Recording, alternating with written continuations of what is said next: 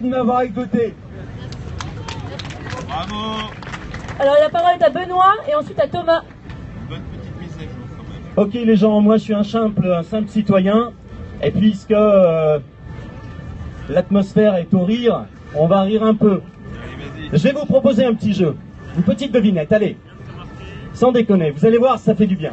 Je suis petit, j'ai fait un rêve. Vous connaissez un pays qui a le plus haut PIB par habitant par an au monde. Le PIB, c'est la richesse dégagée chaque année. Qui connaît? Non, non, non. Luxembourg, non. Qatar, non. Non. Liechtenstein, non. Attendez, je vais vous donner un indice. Je vais vous donner un deuxième indice.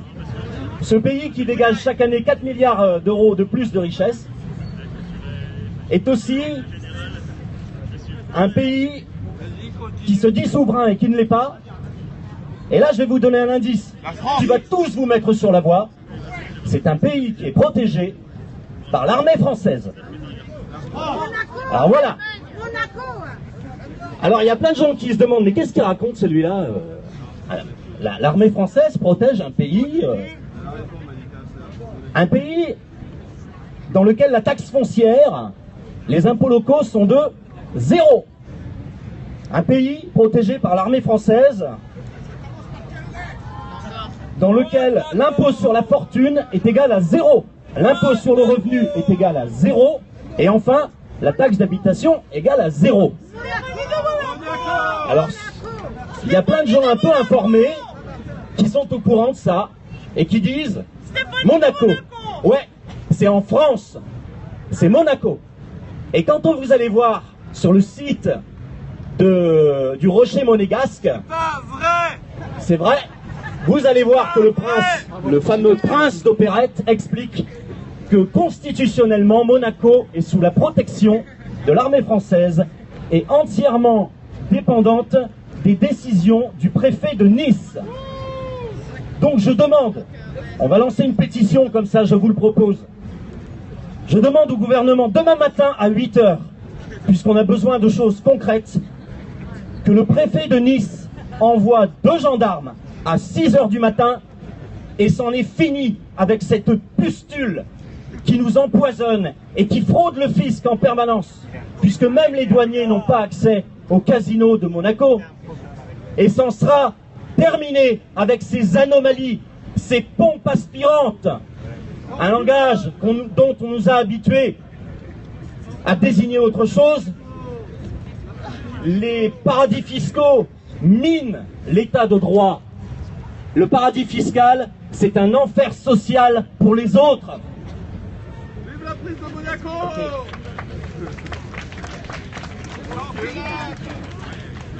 Et comme Monaco a un siège permanent à l'ONU, alors que la Palestine n'a qu'un siège d'observation, qu'on ne nous oppose pas le droit international, parce que lorsqu'il s'agit d'envoyer des bombes à l'aluminium sur des écoles de l'ONU, là il n'y a pas de droit international qui compte, mais pour protéger les petits intérêts du petit prince de Monaco, là on vous opposera le droit international. Donc pétition demain matin, saisie de Monte Carlo.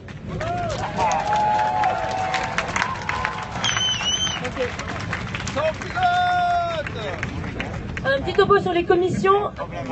Juste la parole. Juste un petit topo. La commission féministe se réunit maintenant. Donc. Ok, vous voyez à l'accueil pour savoir le site sur la place, mais elle se réunit maintenant. Voilà. Je passe la parole à Thomas et ensuite à France Afrique et ensuite au réseau Stop aux exclusions du logement. Assemblée, je vous salue. Hier, j'ai pris un petit jour de repos et j'ai lu un peu la presse nationale et internationale. Catastrophe. Grosse catastrophe. Trop habitués à tout rationaliser en accord avec le principe de réduction disjonction du paradigme cartésien, ils ne comprennent rien à ce qui se passe ici. Ils ne savent pas qui nous sommes, parce que la nuit debout est complexe. Et c'est pourquoi elle ne peut pas être simplifiée, réduite à un maître mot. Nous ne sommes pas des bobos, des jeunes, des marginaux et compagnie. Nous sommes un tout. Nous avons réussi la prouesse de décloisonner la société, de briser Les barrières invisibles qui nous divisent, nous catégorisent, nous mettent dans des petites boîtes. Le miracle de la convergence des luttes a eu lieu. Et nous avons désormais l'initiative. Qu'allons-nous en faire? Voilà une question qui taraude les médias et leur intelligence aveugle, qui les pousse à nous comparer à des Syriza ou autres Podemos. Mais nous construirons ce que bon nous semble. Nous avons libéré la parole dans un premier temps, ce qui dans un monde moderne où on est plus habitué à s'envoyer des textos et des mails n'était pas facile à faire. Et là, à travers le regroupement en commission de chacun, on construit petit à petit, et je pense que c'est la bonne solution de s'investir dans des commissions et que ces commissions, en toute transparence, viennent présenter leur travail aux assemblées générales et nous fassent voter dessus. Comme ça, tout le monde aura son mot à dire et on pourra commencer à tracer des grandes lignes, des actions, etc. Voilà, je pense que je vous invite tous à vous pointer à une commission et à commencer à bosser. Salut!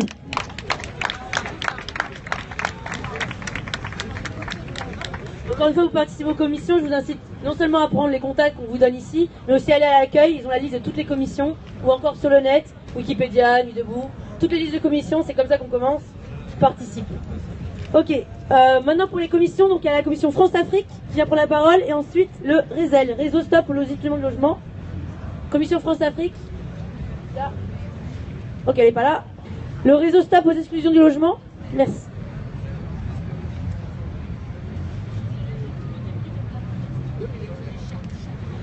Bonsoir. Le RESEL était ici sur la place. On est intervenu dans la commission logement à 2 reprises. C'est trop fort. Excusez-moi pour la tonicité. Je vais baisser le ton. On était aussi dans un truc qui s'appelait Convergence des luttes urbaines un dimanche. Mais la question aujourd'hui, c'est un appel international contre les expulsions. D'habitude, à Paris, nous faisons des manifestations dans chaque quartier quand une famille est sommée de remettre ses clés.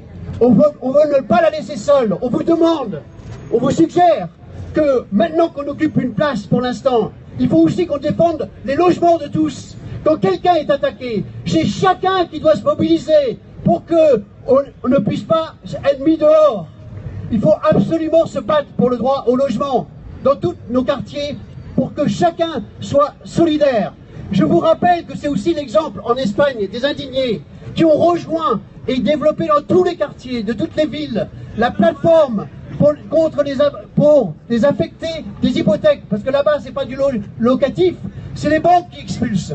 Et c'est en leur nom que je viens ce soir, parce que ils ont gagné une loi d'initiative populaire dans différentes régions, et notamment la meilleure en Catalogne.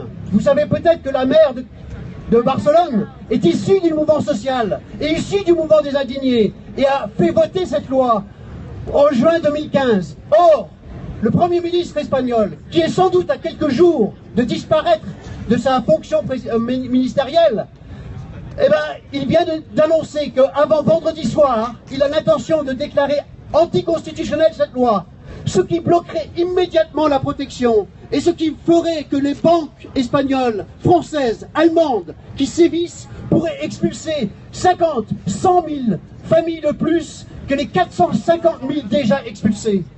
Nous vous demandons, ils vous demandent de signer, d'agir cette semaine, de signer dès ce soir une pétition en ligne que vous retrouvez. Il suffit de tweeter, de regarder les tweets de RESEL Paris ou de chercher RESEL Paris sur Internet, vous aurez l'adresse, s'il vous plaît, signez. Et demain, on vous annoncera une manifestation, une action unitaire, mercredi, vers l'ambassade d'Espagne. Mais je ne peux pas vous l'annoncer là, je vous dis simplement, bougeons, soyons là, capables d'occuper une place et de défendre nos lieux, nos places, nos logements, partout. Et la commission France-Afrique est revenue. France-Afrique ? Non. Bon, ça va être clair, c'est la France et l'Afrique. Voilà. Donc, on a une commission un peu bizarre, parce que on a une commission, on fait pas de réunion, on fait pas de colloque, on fait pas tout ça. On a juste un petit stand et on invite les gens à parler comme des psychologues. C'est-à-dire chacun il dit ce qu'il pense et on essaie de comprendre pourquoi. En fait, on essaie de comprendre pourquoi on n'arrive pas à... Il y a la Méditerranée et puis il y a nous. Donc au début de cet après-midi, j'ai rencontré la commission étudiante et le jeune est venu vers moi, il m'a dit « Ah salut, on était ensemble, on était à côté, nous étions collés, nous avons nos stands collés l'autre jour. » Je lui ai dit « Bah oui, c'est bien et tout. » Et je lui ai dit « Mais les étudiants, vous parlez un peu de la France-Afrique ?» Il m'a dit « Oui, on en parle, mais bon, ça fait partie de toutes les discussions et de toutes les luttes sociales. » Je lui ai dit « Ah bon, mais et la France-Afrique, c'est pas plus important qu'autre chose ?» Il me dit, ben écoute, on a tous nos problèmes et il y a des luttes sociales. Je lui dis, oui, mais là, on parle de mort. Il me dit, oui, mais bon, si tu veux, ça reste quand même une lutte sociale. Je lui dis, oui, mais toi, si tu as un voisin qui est en train de mourir, est-ce que le plus important, c'est d'aller aider le voisin qui est en train de mourir ou de parler de savoir si tu vas avoir 10 € de plus sur le salaire le mois prochain? Donc, là, on est dans une situation, ça fait 2 semaines que la Nuit debout a commencé. Ça fait 3 semaines qu'on est là avec le dossier France-Afrique. Et on en est à savoir, est-ce que le dossier France-Afrique, c'est un dossier de la commission étrangère. Donc j'étais obligé de lui rappeler que l'armée française qui tue, c'est la France. Oui, je vais abrécher et j'espère que c'est la dernière fois que tu vas me le demander. S'il te plaît, merci. Mais la prise de parole, c'est 2 minutes pour que tout le monde puisse prendre la parole. Je suis vraiment désolée, mais là, c'est les règles. Très bien. Ok, donc je continue. J'en étais où? Donc, ouais, donc l'été étudiant, et donc je lui dis, l'armée française, c'est la France. Je lui dis, le franc CFA, c'est la Banque de France. Donc, l'esclavage de l'Afrique, c'est la France. Les impôts, c'est les tiens, donc c'est la France. Le franc CFA, c'est l'esclavage de 15 pays en Afrique. Donc je me demande, est-ce qu'un jour, ça va devenir un vrai problème de français ou ça va rester un problème de commission étrangère? Donc hier, on a eu un super speech de mon collègue et vous avez tous applaudi. Et il a dit, est-ce que vous êtes debout? J'ai vu personne debout. Donc, est-ce que vraiment le problème de la France-Afrique, ça touche les Français? Là, il y a les caméras de tout le monde entier qui sont là. Il y a des caméras qui sont ici. Ils veulent savoir c'est quoi la valeur de la France. C'est quoi la mentalité française. Donc, si moi je vous demande aujourd'hui, pour que le président Hollande, qui regarde cette émission, est-ce que vous êtes tous prêts à vous mettre debout pour lui faire comprendre que la France en a marre d'assassiner les Africains? Donc, c'est ça qu'on veut voir. Merci. Merci.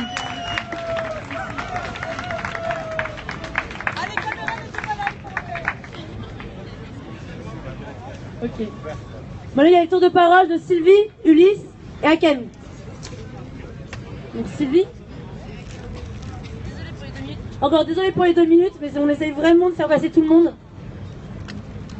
Moi, je propose un manifeste que vous voterez quand vous voulez. Je pensais que l'AG était souveraine, mais bon. 49 mars 2016, place de la République, Paris.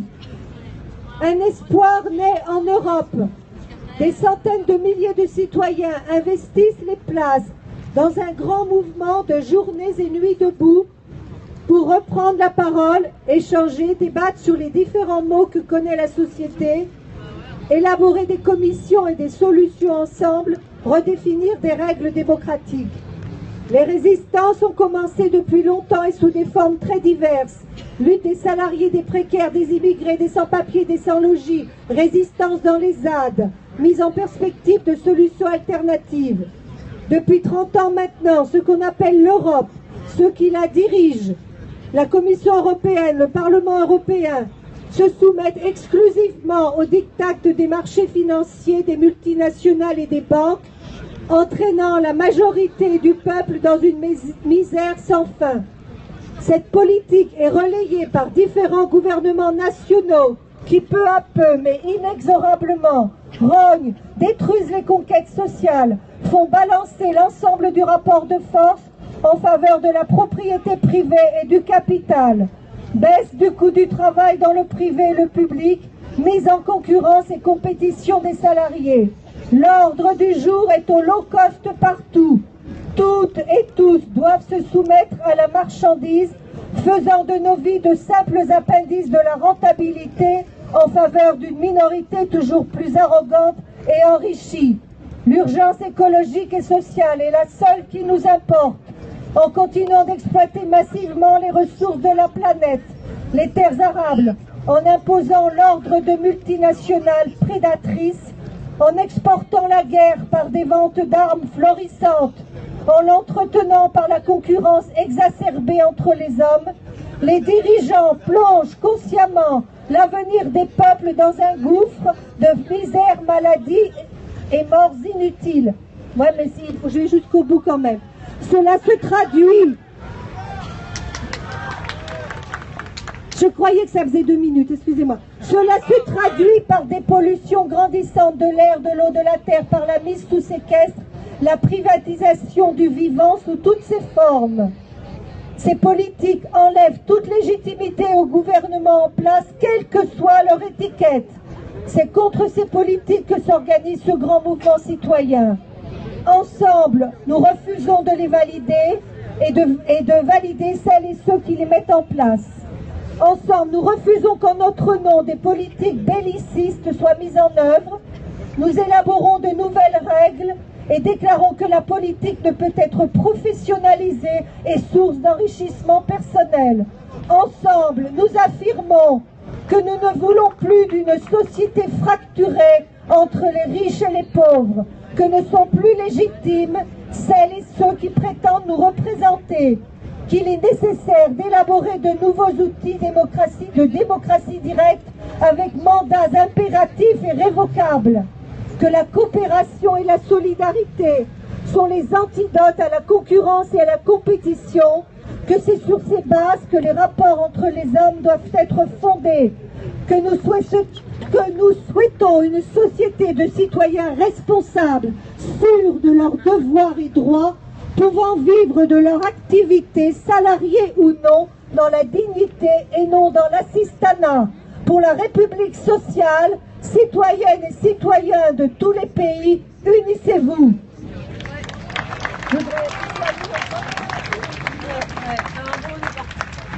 Encore une fois, je suis vraiment désolée de rappeler la grève de 2 minutes. Pourquoi? Parce qu'on a énormément de gens à faire passer qui veulent prendre la parole.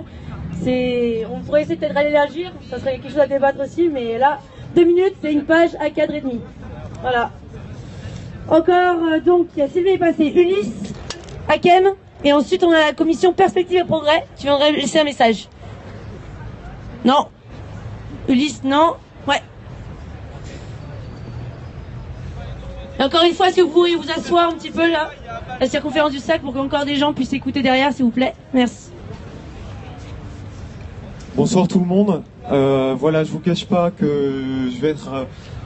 que je suis un petit peu intimidé de vous parler devant tout le monde, mais j'ai un message à faire passer et je vais le faire avec des mots simples. C'est que moi, voilà, en fait, peut-être que ça se voit pas, mais je suis handicapé mental. Je suis reconnu comme handicapé à plus de 80% selon l'État. J'ai des crises d'angoisse. Je fais des crises de ce qu'on appelle des crises de dépersonnalisation, où on ne se sent plus maître de son corps et de son esprit. Et ce qu'il faut savoir, donc vous voyez, j'ai pris quelques notes pour m'aider. Il y a un réel problème parce que il y a 1 Français sur 6 qui est handicapé. Bien entendu, ça comprend les handicaps physiques, mais ça comprend aussi les handicaps mentaux. Donc, je viens pas pour parler en mon nom, mais par rapport à une association qui s'appelle Erasme et qui a besoin d'aide en fait, d'aide financière. Et c'est très simple en fait pour apporter un soutien aux personnes handicapées qui ne peuvent pas forcément s'exprimer. Pourquoi ? Parce que il y a des personnes que je côtoie. Moi, je suis en hôpital psychiatrique. Il y a des personnes que je côtoie qui ne sont pas capables d'avoir un raisonnement logique. Il y a des personnes qui sont capables aussi dans l'hôpital, il faut le dire. Mais il y a également des personnes qui sont très angoissées, qui sont schizophrènes et qui ne sont pas forcément un danger pour la société. Donc je tiens à remercier tout d'abord le monsieur, le psychiatre qui est passé il y a bon, bref, vous comprenez ce que je voulais dire, et qui a défendu justement la psychiatrie. La psychiatrie, c'est pas juste un endroit où on enferme des fous. C'est un lieu de vie et c'est un lieu de soins. Et on a besoin d'aide. Juste pour vous indiquer, l'aide, cette association qui s'appelle Erasme, qui va très mal et qui va sans doute chuter, tout simplement, je ne trouve pas d'autres mots, le soutien, il est de 15 €. Pour 15 €, vous soutenez des personnes handicapées mentales, vous leur donnez l'opportunité de partir en vacances, d'organiser des médiations qui les aident à se sentir plus présents dans la société. Donc voilà, je pense que j'ai respecté le temps de parole et que j'ai fait passer le message que j'avais à faire passer. Et ça me tient à cœur. Je vous remercie à tous. Merci.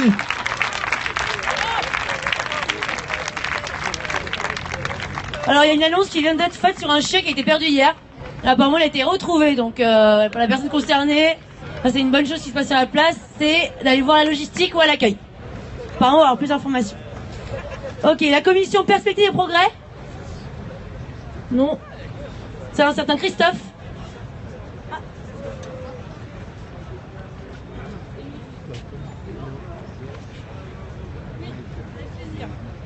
Bon, moi je vais essayer de tenir les 2 minutes, hein, je m'engage. Donc moi je suis un cofondateur d'une commission qui s'appelle Perspective et Programme. Et donc on se réunit tous les soirs derrière, un petit peu loin pour ne pas gêner le forum qui est là. Et dans ce programme-là, il a déjà été un peu plus ou moins cité, on souhaite un peu rentrer dans le concret.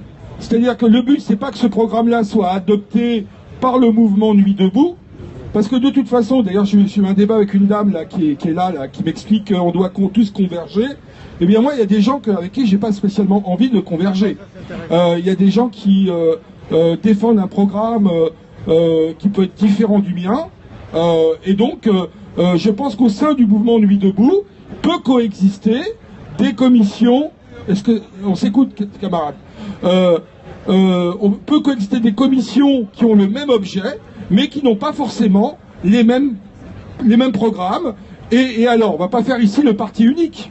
Hein, on a beaucoup critiqué, à juste titre, les régimes bureaucratiques issus du stalinisme. On va pas refaire non plus un Podemos. Hein, parce que je rappelle qu'un Podemos, on vient... j'ai ici un article qui est publié sur un site qui s'appelle wsws.org. Podemos recrute l'ancien chef des armées comme candidat à l'élection législative. Je vais pas être trop long, donc je vais pas vous lire tout l'article. Hein. Vous pouvez le retrouver facilement sur Internet. Mais Iglesias aurait rencontré donc récemment le président de l'association unifiée des militaires espagnols, qui s'appelle Jorge Bravo, et il a promis, on cite le monsieur, de construire un programme politique qui inclut les droits inaliénables de l'armée. Donc, j'espère que le mouvement Nuit Debout restera dans un cadre réellement démocratique où pourront s'affronter les idées. Donc, nous, on se réunit là-bas au fond, vous pouvez nous rejoindre après, chacun peut s'exprimer. Je vais citer pour clôturer les quelques propositions que l'on fait et qu'on soumet au mouvement Nuit Debout, c'est-à-dire l'embauche des 6 millions de chômeurs, la semaine des 25 heures, l'augmentation des salaires, un plafonnement des hauts revenus de 1 à 4, et puis la planification écologique de la production et la socialisation des sources de vie, l'expropriation des grandes fortunes et la généralisation, le pouvoir aux assemblées de travailleurs et des habitants, donc le développement d'une démocratie directe dans les entreprises et dans les quartiers. Et tout le monde n'est pas d'accord avec ce programme. On a organisé une réunion à la Bourse du Travail récemment et on a eu des gens issus du parti de gauche qui n'ont visiblement pas du tout apprécié et qui veulent nous imposer de fusionner avec eux. Et moi, je fusionne pas avec Mélenchon, je fusionne pas avec le parti de gauche. Moi, je suis pas un citoyen, je suis un travailleur. Et quand on voit le pote de Mélenchon qui s'appelle Tsipras, qui applique des politiques encore pires que ceux du PASOK, c'est franchement pas du tout pour moi, je fantasme pas sur ce monsieur-là. Il y a la commission Moore qui voudrait faire un message.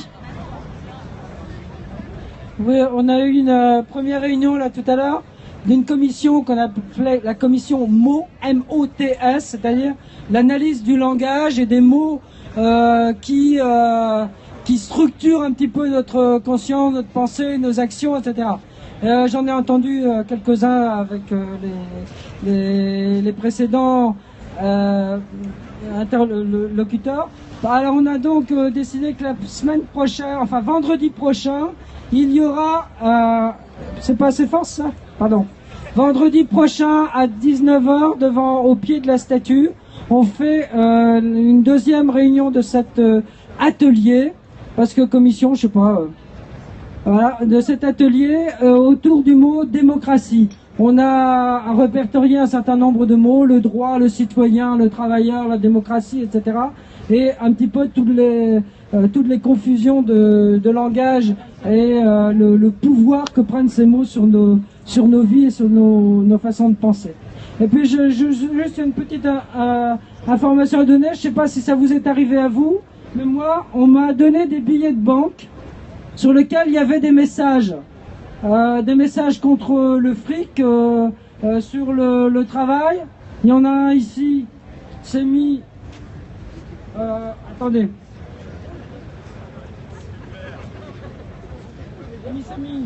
Notre vie ne se marchande pas, elle vaut tout, à suivre.